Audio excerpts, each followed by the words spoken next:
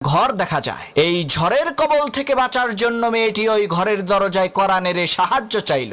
একজন টকবগে যুবক ছেলে ঘরের ভেতর থেকে দরজা খুলে সেই সুন্দরী মেয়েটাকে আশ্রয় দিল। এদিকে দিন পেরিয়ে রাত হয়ে যাচ্ছে, কিন্তু ঝড় বৃষ্টি থামার কোনো নামগন্ধ নাই। এমন সময় মেয়েটি দেখতে পেল সেই যুবক ছেলেটি তার হাতের আঙ্গুল মোমবাতির আগুনে পুড়াচ্ছে।